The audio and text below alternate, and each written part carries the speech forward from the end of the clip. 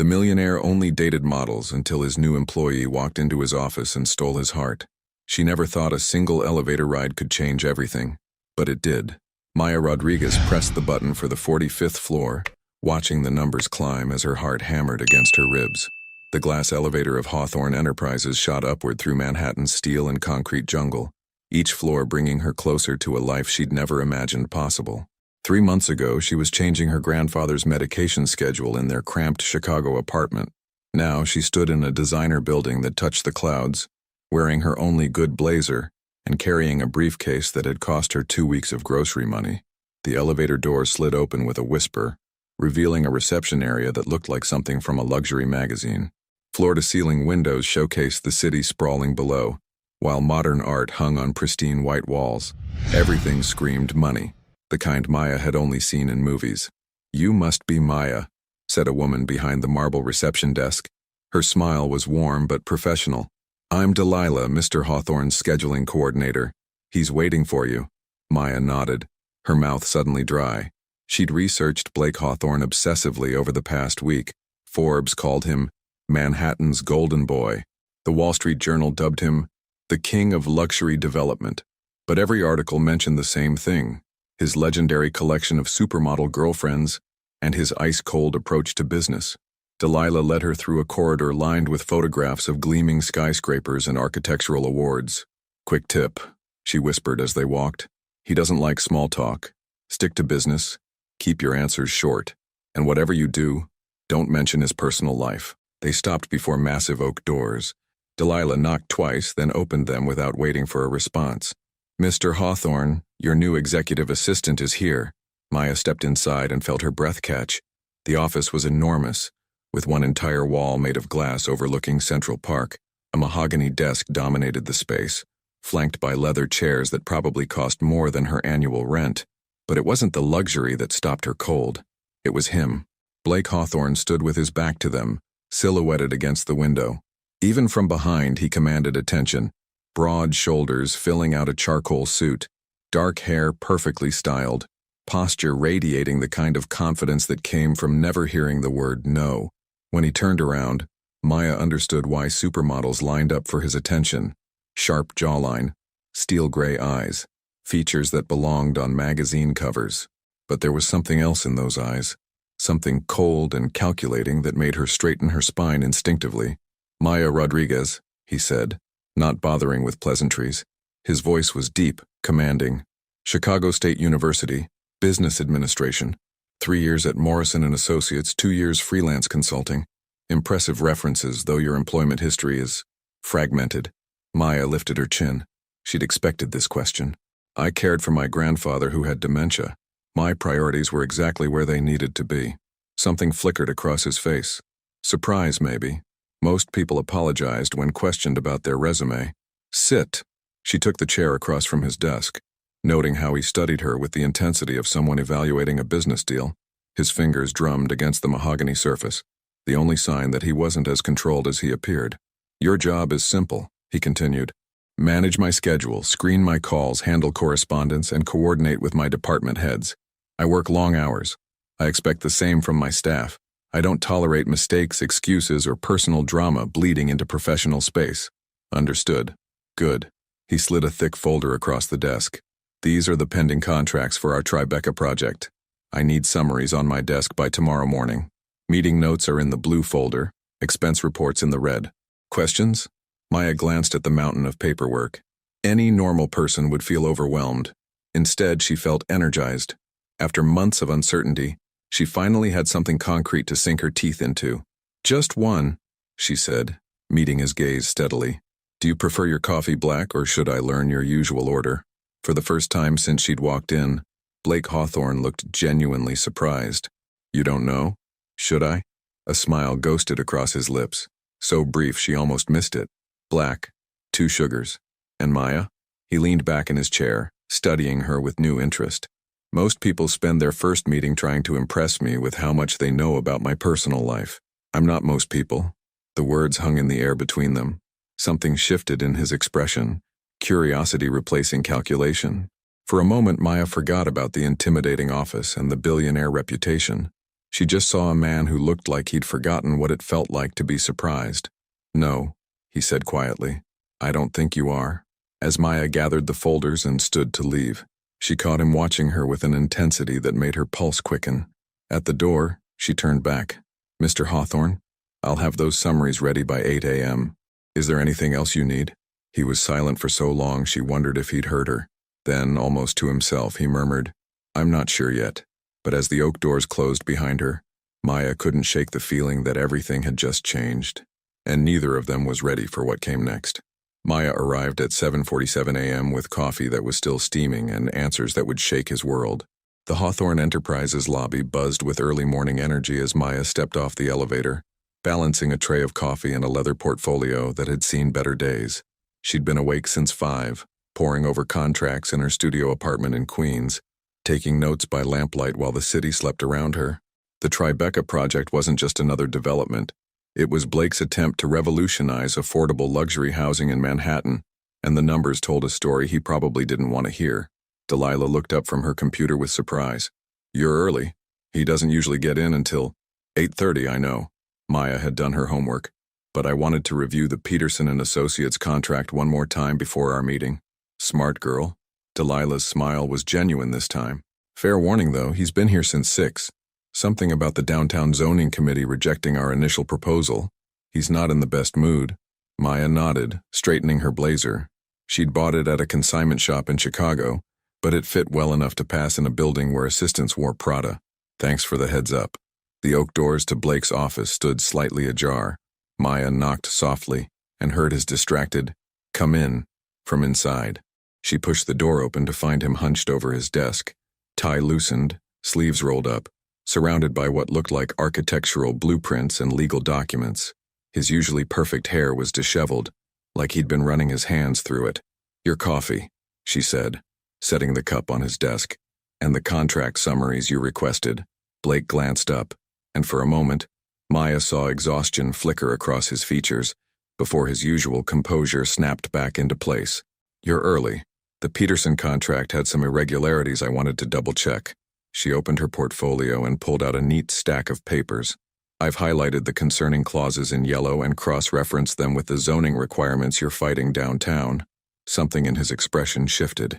He set down his pen and really looked at her for the first time that morning. "Irregularities? Section 12, subsection 4. They're asking for a completion guarantee that's standard for residential projects, but unusual for mixed-use developments like yours. It could leave you liable for delays caused by city permit issues, which, given this morning's zoning rejection, seems particularly relevant." Blake reached for the contract, his fingers brushing hers as he took the papers. The brief contact sent an unexpected jolt through Maya's system, and from the way his eyes widened slightly, she wasn't the only one who felt it. "How did you—" He flipped through the pages, scanning her notes. "This would have cost us millions if the permits get delayed again. I may not have a law degree, but I know how to read the fine print." Maya tucked a strand of dark hair behind her ear, suddenly self-conscious under his intense scrutiny. "I also took the liberty of researching similar projects Peterson and Associates handled in the past 3 years. Their track record with mixed-use developments is concerning." Blake leaned back in his chair, studying her with the same focus he'd probably used to build his empire. Most executive assistants would have just summarized the obvious clauses and called it a day. "I'm not most executive assistants." "No," he said quietly, echoing his words from the day before. "You're definitely not." For a moment, silence stretched between them. Maya became acutely aware of everything: the way morning light streamed through the floor-to-ceiling windows, the faint scent of his cologne mixing with coffee, the fact that Blake Hawthorne was looking at her like she'd just solved a puzzle he'd been working on for years. Her phone buzzed with a text message breaking the spell. Maya glanced at it and felt her heart sink. Grandpa fell again. At ER. Nothing broken but scared. Aunt Carmen Blake must have noticed her expression change. "Problem?" Maya hesitated. Yesterday he'd made it clear that personal drama had no place in his office, but the worry must have shown on her face because his tone softened slightly. "My grandfather," she said finally. He's not well. My aunt just texted from the hospital." She expected him to dismiss her concerns, maybe remind her about professional boundaries. Instead, Blake surprised her again. "Go." "I'm sorry?" "Go to Chicago. Handle whatever you need to handle." He pulled out his phone. "I'll have the company jet ready in an hour." Maya stared at him. "Mr. Hawthorne, I can't accept. You just saved me millions of dollars with work you did on your own time." His voice was matter-of-fact, but there was something else there. Something that sounded almost like kindness.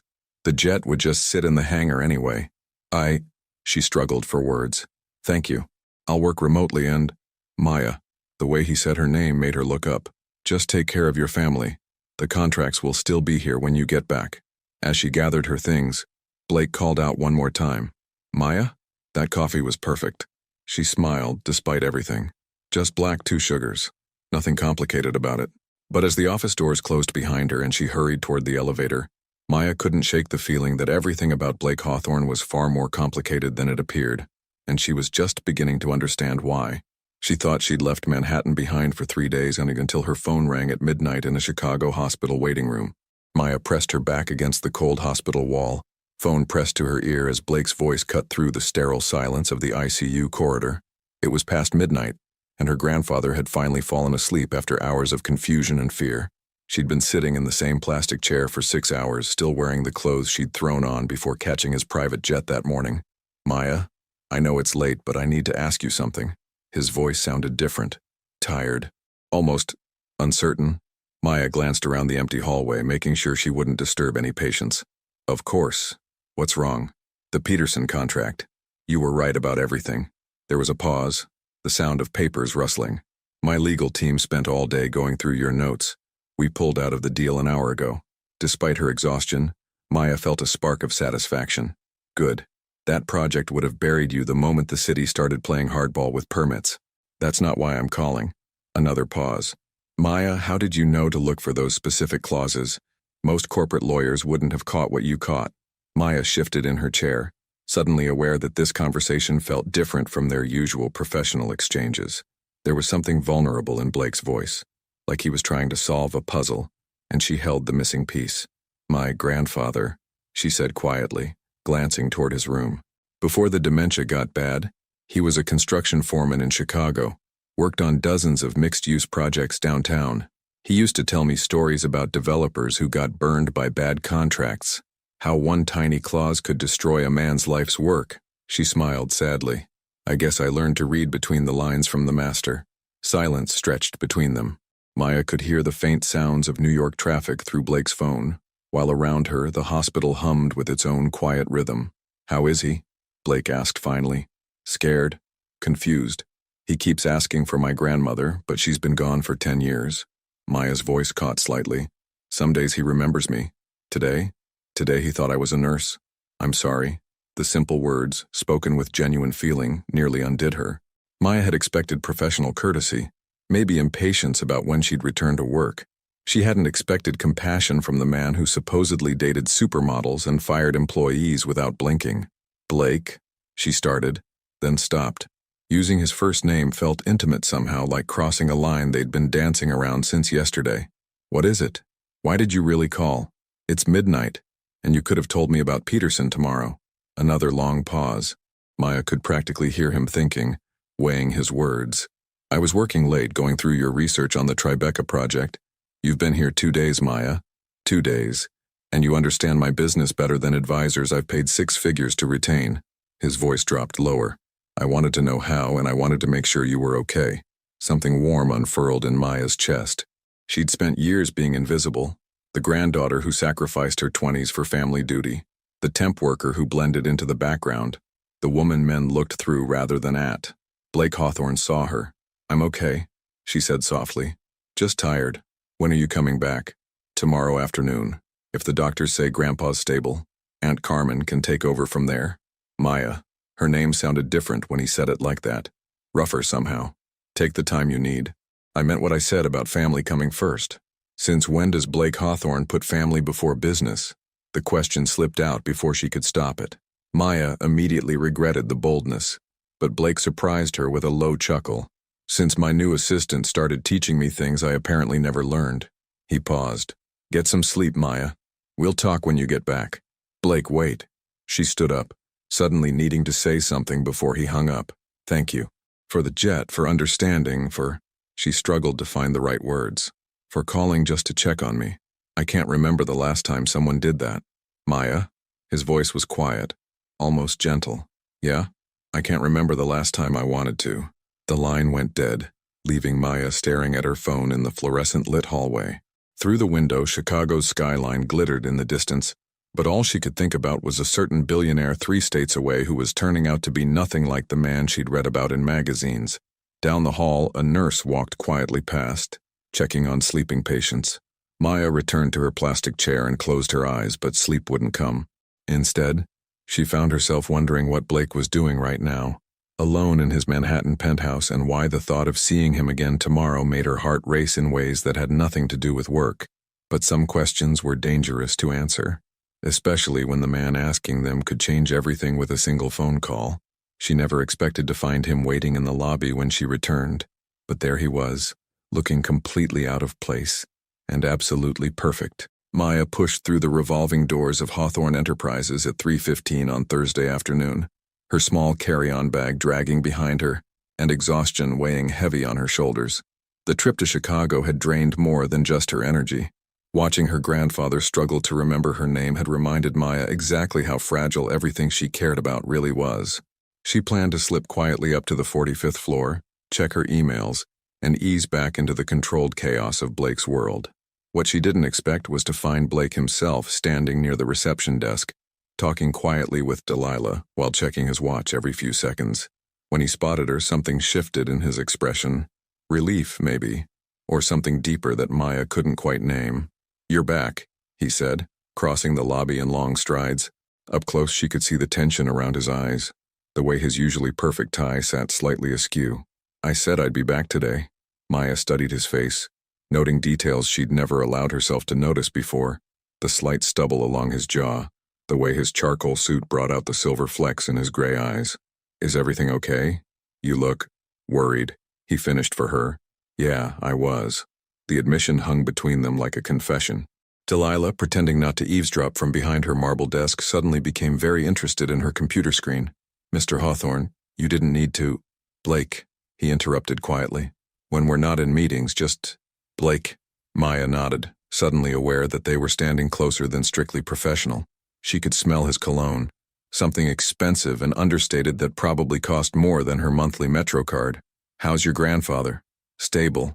Confused, but stable." Maya managed a small smile. "He had a moment of clarity yesterday morning. Asked me if I was still chasing after that boy from high school." She laughed softly. "I told him I'd moved on to chasing after bigger challenges." Blake's mouth quirked upward. Bigger challenges? Billionaire bosses with commitment issues and too much pride for their own good. The words slipped out before Maya could stop them.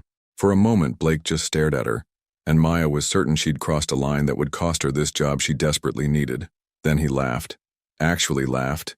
Deep and genuine, the sound echoing through the lobby in a way that made several employees turn to stare.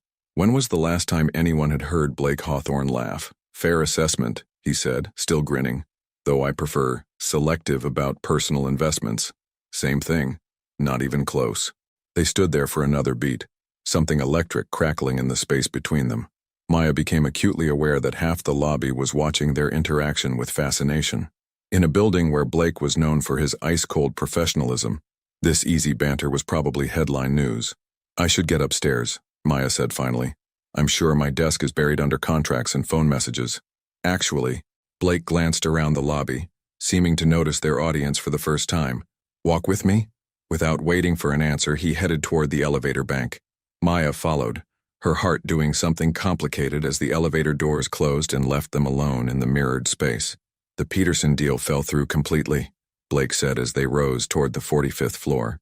"My legal team is still trying to figure out how you caught what they missed." "Experience," Maya said simply. "No." Blake turned to face her fully. "It's more than that. You see things, Maya. Patterns, problems, solutions. You think 3 steps ahead." The elevator dinged softly as they reached their floor. "I've been in business for 15 years, and I've never had an assistant who understood my work the way you do after 3 days." The doors opened, but neither of them moved. Maya felt pinned in place by the intensity of his gaze. "Blake, I know this complicates things," he said quietly. "I know there are rules about workplace relationships, power dynamics, all of it. But I can't stop thinking about our conversation last night. About how you make me want to be better than I am. Maya's breath caught. What are you saying? I'm saying that for the first time in my life, I care more about keeping someone around than I do about keeping control. His voice dropped lower. And that scares the hell out of me. The elevator doors started to close, but Blake caught them with one hand, never breaking eye contact with Maya. Have dinner with me tonight, he said. Not as my assistant, as Maya. Maya felt the world tilt slightly.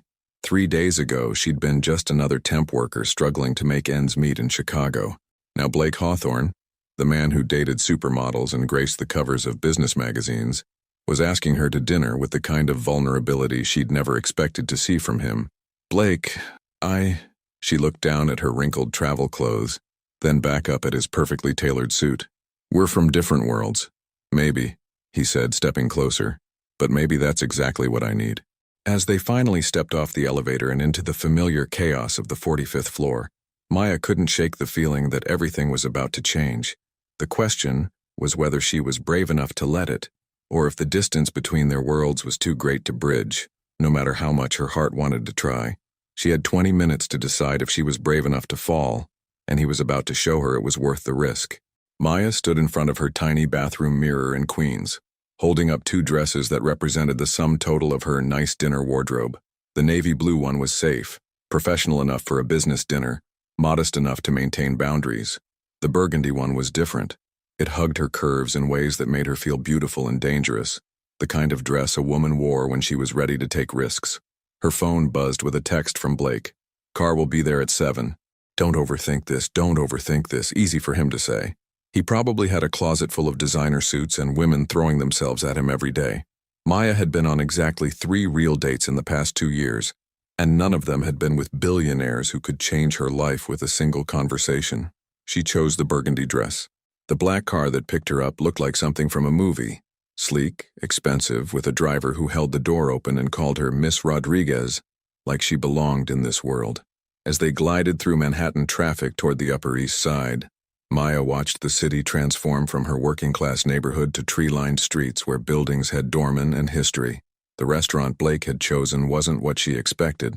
Instead of some flashy establishment with celebrity chefs and paparazzi, it was a small Italian place tucked between a bookstore and a flower shop. Warm light spilled from windows, and through the glass, Maya could see exposed brick walls lined with wine bottles and couples talking intimately over candlelit tables. Blake was waiting outside, and when he saw her step out of the car, his expression changed completely. Gone was the controlled businessman from their office encounters. This man looked stunned. Maya. He said her name like a prayer, his eyes taking in the way the burgundy fabric moved with her curves, the way she'd left her dark hair loose around her shoulders instead of pulled back in her usual professional style. You look different, she supplied, suddenly self-conscious. Beautiful, he said simply. You look beautiful. Inside, the hostess led them to a corner table that felt private despite the bustling restaurant around them. Blake had traded his usual power suit for dark jeans and a gray sweater that made his eyes look like storm clouds. For the first time since Maya had met him, he looked approachable, human. This isn't what I expected, Maya said, glancing around at the intimate space. What did you expect? Something flashy, expensive, the kind of place where supermodels go to be seen. Blake's jaw tightened slightly. Is that what you think of me? That I'm only interested in flash and show? Maya studied his face, noting the genuine hurt in his expression. I think you're more complicated than the magazines make you seem. But Blake, let's be honest. I've seen the photos. The women you usually date don't work as executive assistants in Queens. The women I usually date, Blake said carefully, don't challenge me to be better than I am. They don't save me millions of dollars by reading contracts at midnight, or call me out when I'm being an ass to my employees, or make me realize that what I thought was living was just existing. A waiter appeared with wine, giving Maya a moment to process Blake's words. When they were alone again, he leaned forward, his voice dropping to that intimate tone that made her pulse race. Maya, I need you to understand something. Those women you've seen in the tabloids, they were distractions. Beautiful, accomplished distractions, but that's all they were. None of them ever made me want to be the kind of man worth loving. And I do? You make me want to be the kind of man your grandfather would approve of. The kind who shows up not because he has to, but because he can't imagine being anywhere else. Maya felt her careful walls beginning to crumble. Blake, I know this is crazy. he continued, reaching across the table to cover her hand with his. The touch sent electricity shooting up her arm. I know we've known each other for less than a week. I know I'm your boss and this complicates everything. But Maya, I can't pretend I don't feel this. Feel what? Like I've been sleepwalking for 37 years and you're the first thing that's made me want to wake up. Maya stared at their joined hands. His larger, tanned from weekend sailing, wearing a watch that cost more than her annual salary. Hers smaller, with a tiny scar from helping her grandfather fix a fence last summer. Two different worlds, touching across a candlelit table in a small Italian restaurant where the owner's grandmother had probably served the same recipes for 50 years. This is insane, she whispered. Completely. You could have anyone. I don't want anyone. I want you. The words hung between them like a bridge waiting to be crossed. Maya thought about her small apartment, her student loans, her grandfather who needed care, and an aunt who worked double shifts to pay for it. Then she looked at Blake, really looked at him, and saw something she hadn't expected to find in a billionaire's eyes. Hope, vulnerability, the same scared excitement she felt in her own chest. Okay, she said quietly. Okay. Let's see what happens when a girl from Chicago falls for a man who owns half of Manhattan. Blake's smile was brilliant, transforming his entire face. Maya Rodriguez, you have no idea what you've just started. But as the evening unfolded around them, sharing stories over pasta, laughing until other diners turned to look, talking until the restaurant began closing around them, Maya realized that maybe, just maybe, she was exactly where she belonged. Even if it scared her more than anything she'd ever done in her life. She thought the hardest part would be admitting her feelings, until Monday morning brought reality crashing back with the force of a Manhattan thunderstorm. Maya stepped off the elevator at 8:15 a.m., still glowing from a weekend that felt like a dream. After dinner Friday night, Blake had walked her through Central Park, talking until the city lights blurred around them like stars. Saturday he'd shown up at her Queens apartment with coffee and bagels, sitting on her tiny fire escape while she told him stories about growing up with her grandfather. Sunday they'd spent hours in his penthouse library, not the showpiece Maya expected, but a real room filled with worn books and comfortable chairs, where Blake admitted he went when the pressure of his empire became too much. Now back in the familiar chaos of Hawthorne Enterprises, Maya felt the weight of what they'd started settling over her like morning fog. The elevator doors opened to reveal Delilah already at her desk, but she wasn't alone. A stunning blonde in a cream-colored designer suit stood beside her, tapping perfectly manicured nails against the marble surface with obvious impatience. Finally, the woman said, turning as Maya approached. You must be the new assistant. I'm Scarlett Winters. She extended a hand with the confidence of someone accustomed to being recognized. Blake's friend. Maya knew that name. Scarlett Winters. Supermodel, socialite. The woman who'd been photographed with Blake at last month's Met Gala benefit. The woman whose Instagram account Maya definitely hadn't stalked after their first dinner. Maya Rodriguez, she replied, shaking Scarlett's hand and noting the way the woman's eyes assessed everything from Maya's department store blazer to her sensible shoes. Mr. Hawthorne is expecting you? Scarlett's laugh was like wind chimes, beautiful and slightly sharp. Blake doesn't expect me, darling. I simply arrive. We have that kind of relationship.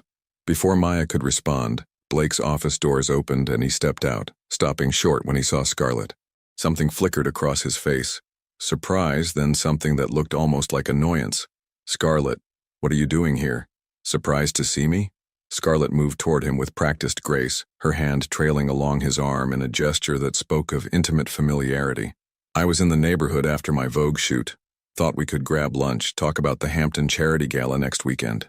You know the one where I'm supposed to be your date? Maya felt something cold settle in her stomach. The Hampton Charity Gala? She'd seen it on Blake's calendar. She'd assumed it was business. Blake's eyes found Maya's over Scarlett's shoulder, and she saw something there. Regret, maybe, or frustration. But he didn't correct Scarlett's assumption. He didn't say anything at all. Of course, he said finally. Why don't we discuss it in my office? As they disappeared behind the oak doors, Maya sank into her desk chair, her hands trembling slightly as she powered up her computer. The weekend suddenly felt like a mirage. Too beautiful, too perfect to be real. This was reality.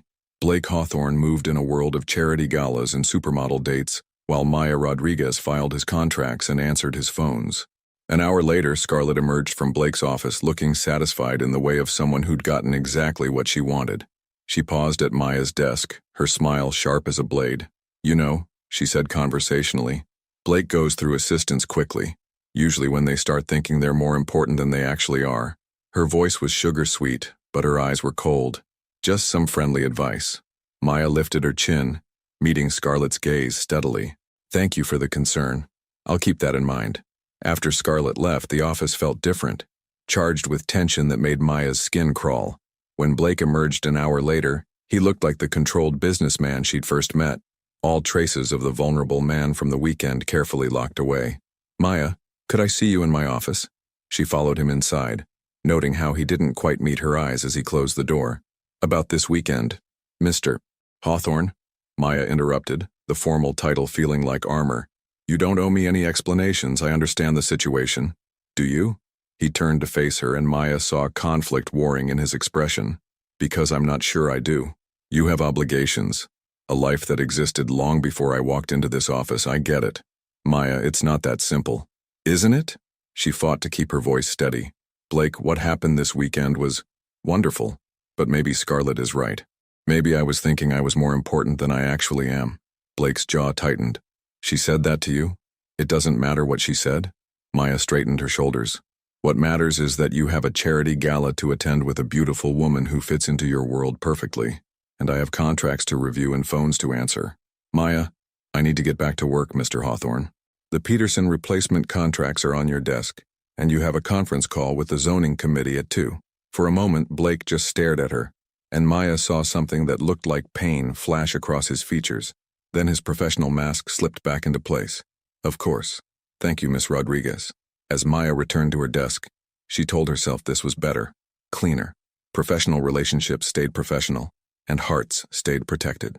But as she buried herself in spreadsheets and phone calls, she couldn't shake the feeling that she just walked away from something that could have changed everything. And from the way Blake avoided her eyes for the rest of the day, she suspected he felt the exact same way. She never expected to find him sitting alone in his office at midnight, but sometimes the most powerful men are the loneliest of all. Maya had forgotten her phone charger at her desk, a simple mistake that brought her back to the 45th floor long after the building had emptied. The security guard knew her by now, the assistant who worked late, who cared about details that others missed. He waved her through with a tired smile, and Maya rode the elevator up through floors of darkened offices and empty conference rooms. The executive floor was bathed in shadows, lit only by the glow of emergency exit signs and the city lights streaming through floor-to-ceiling windows. Maya expected to grab her charger and leave, but as she passed Blake's office, she noticed light seeping under the oak doors. She knocked softly. "Blake, it's Maya. Come in." She found him slumped in his leather chair, tie discarded, shirt sleeves rolled up, staring out at the Manhattan skyline with a glass of whiskey in his hand. The confident billionaire was gone, replaced by a man who looked exhausted in ways that had nothing to do with work.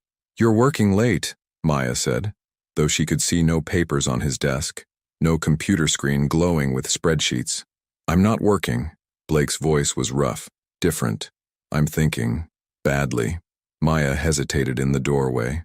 3 days had passed since their conversation about Scarlett and the charity gala. 3 days of careful professionalism, of avoiding eye contact, of pretending that weekend in his library had never happened.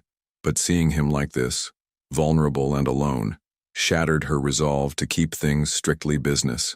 "Can I sit?" Blake gestured to the chair across from his desk. Maya settled into it, noting the way the city lights played across his features, highlighting the tension around his eyes. "How was the gala?" she asked quietly. Blake's laugh was bitter. "Perfect. Absolutely perfect. Scarlett looked stunning. I made all the right speeches, wrote all the appropriate checks. Everyone said we made a beautiful couple." He took a sip of whiskey. "It was everything it was supposed to be. But I spent the entire night thinking about a woman in a burgundy dress who makes me laugh until I forget why I built all these walls in the first place." Maya's heart stopped. "Blake, do you know what Scarlett said to me tonight, Maya? She said we should make it official. Get engaged. She's got the whole thing planned out. Spring wedding in the Hamptons, reception at her family's estate, guest list full of celebrities and politicians." Blake set down his glass and finally looked at her. "She said it would be perfect for both our careers." "And what did you say?" "I said I needed time to think about it. Because that's what a smart businessman would do, right? Evaluate all the angles, consider the benefits, make the logical choice.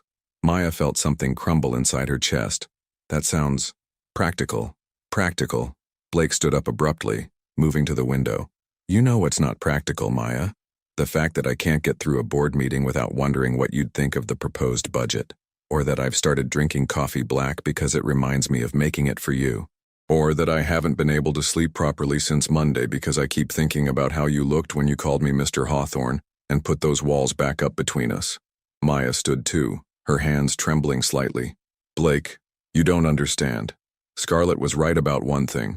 I don't belong in your world. I can't compete with charity galas and designer gowns and family estates in the Hamptons. Compete? Blake turned from the window, his eyes intense. Maya, you're not competing with anyone, you've already won. Won what? Everything that matters. He moved closer, close enough that Maya could smell his cologne, see the sincerity in his expression. You won my respect when you saved me from that Peterson disaster. You won my trust when you called me out for being an ass to my employees. And you won my heart when you sat on your fire escape eating bagels and told me about your grandfather's stories.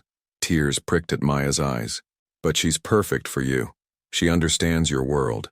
Knows how to be the kind of woman a man like you needs. A man like me needs someone who sees him as just a man, not a bank account or a trophy or a business opportunity. Blake reached out, his fingers gently touching her chin. Maya, I've been living in a glass tower for so long I forgot what it felt like to be real. You make me real. This is crazy, Maya whispered, but she didn't pull away from his touch. The craziest thing I've ever done, and the only thing that's ever felt completely right. Maya searched his face looking for doubt, for the careful calculation she'd seen him use in business deals, but all she saw was raw honesty and a vulnerability that took her breath away. What about Scarlett? The engagement? There's not going to be an engagement.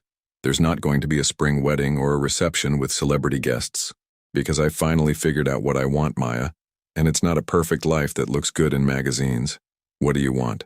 Blake's smile was soft, transforming his entire face. I want Sunday mornings in a tiny apartment in Queens. I want someone who challenges me to be better, who isn't impressed by my money but loves me anyway.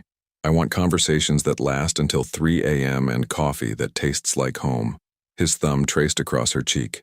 I want you, Maya Rodriguez. Just you. As the city glittered around them through the floor-to-ceiling windows, Maya realized that sometimes the most important decisions weren't made in boardrooms or at charity galas.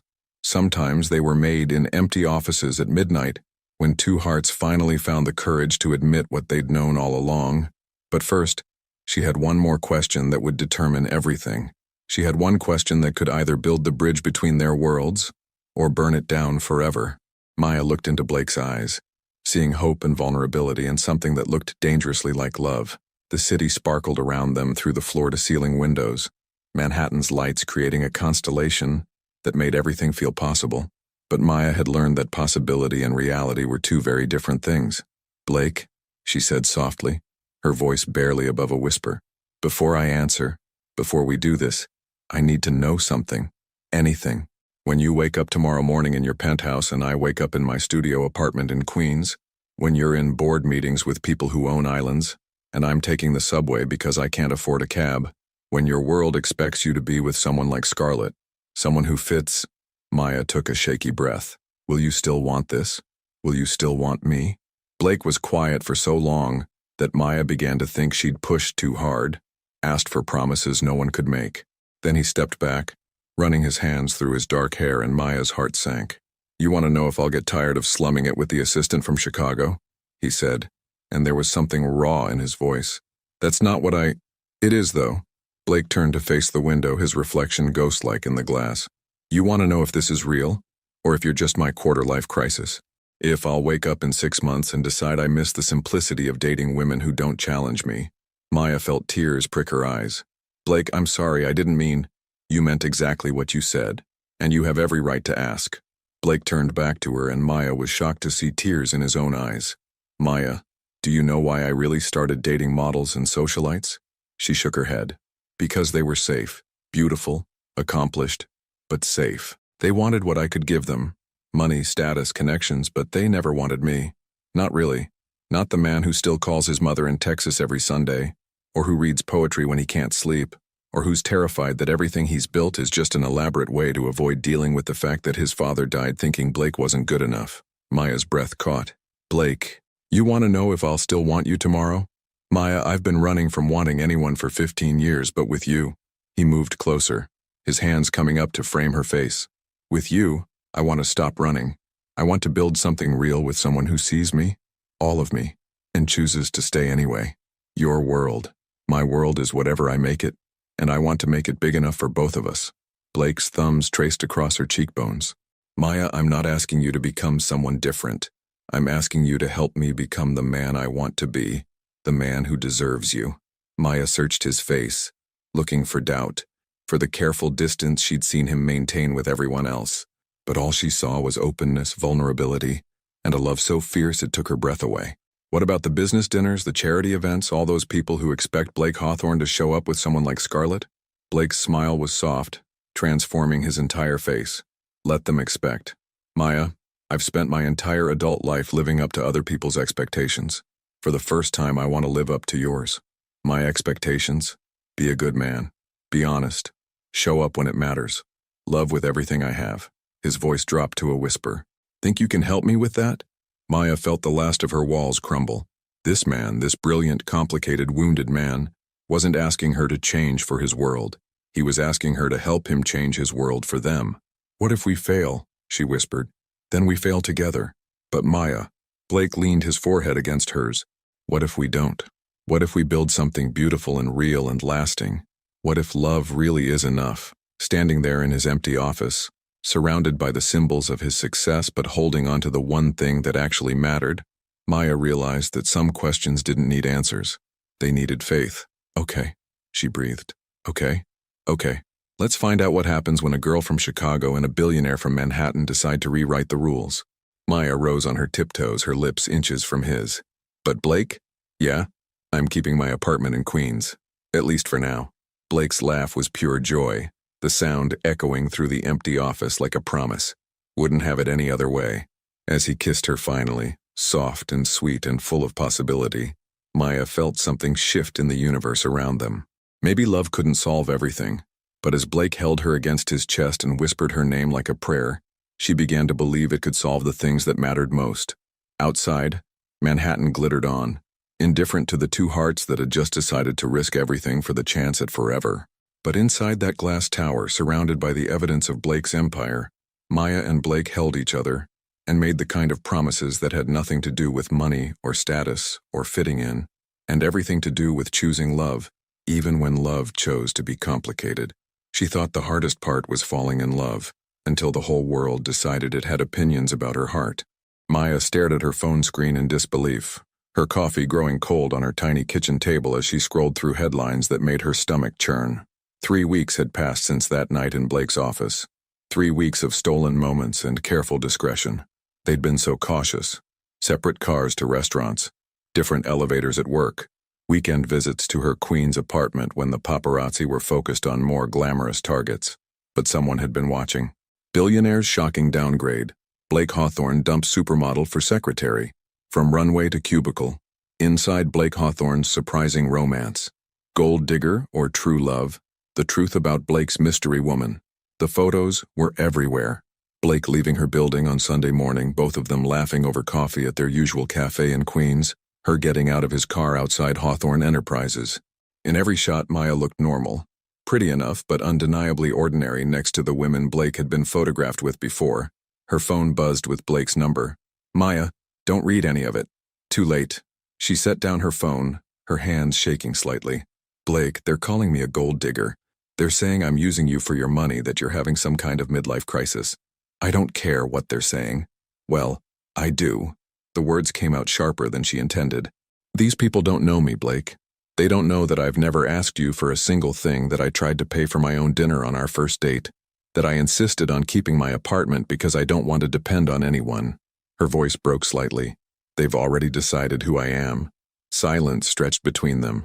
Maya could hear the sounds of Manhattan traffic through Blake's phone, the busy hum of a world that suddenly felt hostile and invasive. Where are you? Blake asked quietly. Home. I called in sick. I can't face the office today, Blake. I can't face Delilah's sympathetic looks or the other employees whispering about whether I'm sleeping my way to a promotion. Maya, listen to me. This will pass. In a week there will be some other scandal. Will it? Maya stood up, pacing her small living room. Blake, your ex-girlfriend is Scarlett Winters. Before her, it was that actress from the vampire movies. Before that, the heiress who owns half of Rhode Island. And now it's Maya Rodriguez, the assistant from Queens whose biggest accomplishment is a business degree from a state school. Maya, I need some air. I need to think. Don't go anywhere alone. The photographers, will follow me to the grocery store now. Got it. Maya closed her eyes, feeling the weight of a life she'd never asked for pressing down on her shoulders. Blake, I love you, but I don't know if love is enough to survive this. She hung up before he could respond. An hour later, Maya sat on a bench in the small park near her apartment, watching children play while their mothers chatted nearby. Normal people living normal lives, unburdened by tabloid headlines and public scrutiny. Her phone had been buzzing constantly, calls from numbers she didn't recognize, probably reporters looking for quotes about her whirlwind romance with Manhattan's most eligible bachelor. Thought I might find you here. Maya looked up to see Blake approaching, looking out of place in his expensive suit among the playground equipment and scattered toys. He sat down beside her, close enough that their shoulders touched. How did you know where to find me? You told me once that your grandfather used to bring you to parks like this when you were little. Said they made you feel grounded. Blake's voice was gentle. I figured you needed grounding today. They sat in comfortable silence for a moment, watching a little girl with pigtails navigate the monkey bars with fierce determination. Blake, Maya said finally, what if this doesn't work? What if the pressure, the constant scrutiny, the fact that everyone thinks I'm not good enough for you, what if it destroys what we have? Blake turned to face her fully. Maya, do you remember what I told you about my father? She nodded. He died thinking I wasn't good enough. Not good enough to take over the family construction business. Not tough enough to handle the real world. Not smart enough to make something of myself. Blake's jaw tightened. I spent 15 years building an empire to prove him wrong. But you know what I realized? What? I was still letting other people decide my worth. The business magazines, the social elite, even Scarlett. They all had opinions about who Blake Hawthorne should be and what his life should look like. Blake took her hand, threading their fingers together. Maya, for the first time in my adult life, I don't care what anyone else thinks. I know who I am when I'm with you, and I know what we have is real. Tears blurred Maya's vision. But the headlines, the photos, the way they're talking about me, will stop mattering the moment you stop letting them define you. Blake lifted their joined hands, pressing a soft kiss to her knuckles. Maya, they can call you whatever they want. They can question your motives or your background or whether you're pretty enough to be photographed next to me, but they can't change the fact that you're the woman who saved my company millions of dollars, who challenges me to be better, who loves me not because of what I can give you but because of who I am when I'm with you. Maya leaned against his shoulder, feeling some of the tension leave her body. This is going to be hard. Probably. But Maya, everything worth having is hard. Building my company was hard. Admitting I loved you was hard. Fighting for us is going to be hard too. Blake's arm tightened around her. But I'd rather fight for something real with you than have something easy with anyone else. As they sat together in the small Queens Park, surrounded by the sounds of everyday life, Maya realized that Blake was right. The headlines would fade, the photographers would find new targets, and the world would move on to the next scandal. But what they had, this quiet love that made them both better, would remain. Okay, she said finally. Okay? Okay, let's give them something real to write about. Blake's smile was brilliant. Maya Rodriguez, you have no idea what you've just started. But as he kissed her right there on the park bench, surrounded by children's laughter in the warm afternoon sun, Maya realized she was exactly where she belonged, no matter what the headline said. She never imagined that the Metropolitan Museum would become the place where a billionaire would choose love over everything else. But some moments are worth rewriting all the rules. 6 months after their first kiss in Blake's office, Maya stood before her bathroom mirror in her Queens apartment, smoothing down the emerald silk dress that Blake had insisted on buying for tonight's charity gala. The same gala where he'd originally planned to appear with Scarlett, where Manhattan's elite would gather to see and be seen, where their relationship would face its biggest test yet. You don't have to do this, Blake had said that morning, his arms wrapped around her as they watched the sunrise from her tiny fire escape. We could skip it entirely. Disappear to that little bed and breakfast upstate you love. But Maya had spent 6 months learning that love wasn't about hiding. It was about standing together, especially when the world was watching. Her phone buzzed with a text from Blake. Cars downstairs. Ready to show Manhattan what real love looks like? Maya smiled, grabbing her purse. A vintage clutch her grandmother had carried, not a designer bag that cost more than most people's rent. Tonight she was going as herself. The Metropolitan Museum had been transformed into a glittering wonderland for the Children's Hospital benefit. Red carpet stretched up the iconic steps, lined with photographers whose camera flashes created a constellation of light against the evening sky. Maya felt her heart hammer as their car approached, knowing that in moments, their relationship would be displayed for the world to judge. Blake squeezed her hand. Whatever happens in there, remember, I chose you. Not because you're convenient or safe or what people expect. Because you're you. The car door opened and Blake stepped out first, straightening his tuxedo before turning to help Maya. The moment her feet touched the red carpet, the cameras exploded in a frenzy of flashes and shouted questions. Blake, is this serious? Maya, how does it feel dating Manhattan's most eligible bachelor? Are you planning to get married? Blake's arm tightened around Maya's waist, but he didn't hurry her along. Instead, he stopped, turning to face the crowd of reporters with the confidence of a man who had nothing to hide. Ladies and gentlemen, he said, his voice carrying easily over the chaos, I'd like you to meet Maya Rodriguez. Not my assistant, not my temporary distraction, but the woman I love. The woman who taught me that success isn't measured by the size of your bank account or the number of magazine covers you grace. It's measured by how much you're willing to risk for what really matters. A reporter thrust a microphone forward. Blake, what do you say to critics who claim this relationship is just a publicity stunt? Blake's smile was brilliant. I say they've obviously never been in love, because if they had, they'd know that when you find someone who makes you want to be the best version of yourself, you don't care what anyone else thinks. As they moved through the museum's grand halls, Maya felt the weight of hundreds of eyes upon them. She recognized faces from magazine covers and society pages, women who looked like they'd stepped off runways, men who owned sports teams and media empires. This was Blake's world, and she was an outsider looking in, but Blake never left her side. When socialites made subtle comments about her background, he responded with stories about her intelligence and strength. When business associates questioned her qualifications, he detailed how she'd saved his company millions. When Scarlet Winters appeared, stunning in white designer silk, Blake politely introduced Maya as the love of my life, without hesitation. The evening's pinnacle came during the auction portion. Blake had bid successfully on several items, but when the auctioneer announced the final lot, a week at a luxury resort in Tuscany, something shifted in Blake's demeanor. Ladies and gentlemen, our final item tonight, 7 days at the Villa San Michele, valued at $50,000. Do I hear an opening bid? Hands shot up around the room as the bidding escalated quickly. Maya watched, mesmerized by the casual way these people threw around money that could pay her rent for 2 years. $75,000, called out a tech mogul from California. $100,000, countered a real estate heiress. Blake raised his paddle. $200,000. The room fell silent. Even for this crowd, $200,000 for a vacation was excessive. Blake, Maya whispered. That's too much. But Blake was already standing, his voice carrying clearly through the hushed museum hall. Actually, I'd like to change my bid. He turned to Maya, his eyes shining with an emotion she couldn't quite name. I bid $200,000 and I'd like to donate the trip to the hospital staff, because the real prize I'm hoping to win tonight isn't a vacation. Maya's breath caught as Blake dropped to one knee right there in the middle of Manhattan's most elite charity gala. The room erupted in gasps and whispers, but Blake's attention was entirely focused on Maya. Maya Rodriguez, he said, pulling a small velvet box from his jacket pocket.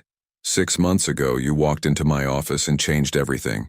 You taught me that love isn't about finding someone who fits into your world. It's about finding someone worth rebuilding your world around. Tears blurred Maya's vision as Blake opened the box to reveal a ring that wasn't ostentatious or flashy, but perfect, a simple solitaire that caught the light like a promise. You've never asked me for anything, but I'm asking you for everything. Will you marry me? Will you let me spend the rest of my life proving that some things are more valuable than money, more lasting than fame, more real than anything I ever thought I wanted? The museum had gone completely silent. Maya was aware of hundreds of people watching, of cameras recording this moment for tomorrow's headlines, of the fact that her answer would be dissected and analyzed by strangers. But all she could see was Blake, the man who'd learned to love not in spite of their differences but because of them, the man who'd chosen her not once but over and over again, in small moments and grand gestures alike. "Yes," she whispered, then louder, "Yes!" As Blake slipped the ring onto her finger and kissed her while the museum erupted in applause, Maya realized that fairy tales weren't about perfect people living perfect lives. They were about real people choosing to love bravely, publicly, completely. And as Blake spun her around in the middle of the Metropolitan Museum, surrounded by Manhattan's elite who were finally witnessing something genuine, Maya knew that their greatest adventure was just beginning. Because when you choose love over fear, when you choose authenticity over expectation, when you choose each other over everything else, that's when the real magic begins. Forever starts now. 2 years later, Maya still took the subway to work, but now it was by choice, not necessity. The morning sun streamed through the floor-to-ceiling windows of the penthouse as she sat at the kitchen island, laptop open, reviewing contracts for the newest Hawthorne Enterprises project, affordable housing development in Queens, her old neighborhood. Blake had surprised everyone by shifting his company's focus towards sustainable, accessible housing, a decision the business world initially questioned, but now praised as visionary. "You know," Blake said, appearing behind her with 2 cups of coffee, still black, still 2 sugars. "Most wives of billionaires don't commute to work on public transportation." Maya smiled without looking up from her screen. "Most wives of billionaires don't serve as senior vice president of community development either." Blake set her coffee down and kissed the top of her head, his wedding ring catching the morning light. Their wedding had been small, a ceremony in the Queen's Park where they'd sat on that bench 2 years ago, surrounded by family and a handful of close friends. The media had expected a lavish affair at some exclusive venue, but Maya and Blake had learned that the most precious things in life were often the simplest. "Speaking of which," Blake said, settling onto the stool beside her, "the Rodriguez Community Center breaks ground next month." Maya looked up from her laptop, her heart swelling with pride and disbelief. The community center, named after her grandfather, a place where local kids could get tutoring, job training, and mentorship, had been Blake's wedding gift to her. Not diamonds or designer clothes, but a legacy that would outlast both of them. "Grandpa would have loved this," she said softly. "He would have loved seeing what his granddaughter accomplished." Blake took her hand, thumb tracing over her wedding ring, a simple band that matched his engraved with the coordinates of that Queen's Park. "Maya, do you ever miss it?" "Miss what?" "The simplicity. Before all this, when you were just Maya Rodriguez from Chicago, and I was just your impossible boss." Maya considered the question, looking around the penthouse that had become their home. It was beautiful, yes, but what made it special weren't the expensive furnishings or the Manhattan views. It was the photos from their Queen's Park wedding, the stack of Blake's poetry books next to her business journals, the coffee maker they'd bought together because Blake insisted on learning to make her coffee himself. "Blake, you were never just my impossible boss, and I was never just Maya Rodriguez from Chicago." She leaned closer to him. "We were always exactly who we are now. We just needed time to figure it out." Blake's smile was the same one that had made her heart skip beats in his office 2 years ago, but now it held something deeper: contentment, security, the quiet joy of a man who'd found his home in another person. "Besides," Maya added with a grin, "I still live in Queens." It was true. They'd kept her old apartment, transforming it into Blake's writing retreat. Some evenings they'd escape there from the demands of Manhattan society, sitting on the fire escape like they had in the beginning, talking until the city went quiet around them. The elevator chimed, announcing their car's arrival to take them to work. As they gathered their things, Blake caught Maya's hand. "Mrs. Hawthorne?" "Yes, Mr. Hawthorne? I love you, just as much as I did that night in my office, that day in the park, that moment at the Met. More, actually." Maya rose on her tiptoes to kiss him, tasting coffee and promises and the sweetness of a love that had weathered every storm. "I love you too, just as much as I did when you were my impossible billionaire boss, and I was your stubborn assistant who wouldn't be impressed by your money." As they rode the elevator down to street level, Maya caught their reflection in the mirrored walls. Blake in his perfectly tailored suit, her in a dress that was elegant but understated, both of them wearing expressions of quiet happiness that no amount of money could buy. They'd learned that fairy tales weren't about princes rescuing princesses or poor girls marrying rich men. They were about two imperfect people choosing to build something beautiful together, one day at a time. The elevator doors opened onto the bustling lobby of their building, where Delilah waved from the concierge desk, and the doorman greeted them with genuine warmth. Maya headed toward the subway entrance, while Blake walked to his waiting car, their paths diverging as they did every morning. But tonight they'd come home to each other. They'd share dinner and dreams and the kind of quiet intimacy that turned houses into homes.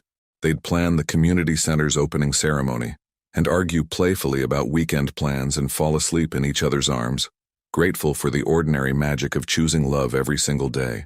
Maya paused at the subway entrance, looking back to see Blake watching her from beside his car. He blew her a kiss, the same gesture he'd made every morning for 2 years, and she caught it with a laugh, tucking it close to her heart. Some love stories ended with, and they lived happily ever after. But Maya and Blake's story was different. It continued with, and they chose each other again and again through happiness and challenge, through ordinary Tuesdays and extraordinary dreams. It continued with the quiet understanding that the best love wasn't the kind that conquered all obstacles in a dramatic finale. It was the kind that grew stronger with each small choice, each shared coffee, each morning when they woke up and decided that this beautiful, complicated, perfectly imperfect life they'd built together was exactly where they belonged. Forever didn't start with a wedding or a proposal or a dramatic declaration in front of hundreds of people. Forever started with two hearts deciding that love, real love, was worth choosing every single day. And for Maya Rodriguez Hawthorne and Blake Hawthorne, forever was just beginning. What would you have done in Maya's place? Would you have been brave enough to love someone from a completely different world? Your participation in the channel is very important. Please leave your opinion in the comments. Thank you for watching. If you enjoyed the story, please subscribe to our channel and leave a comment below letting us know what you thought. Your feedback and support mean a lot to us. Stay tuned for more exciting stories.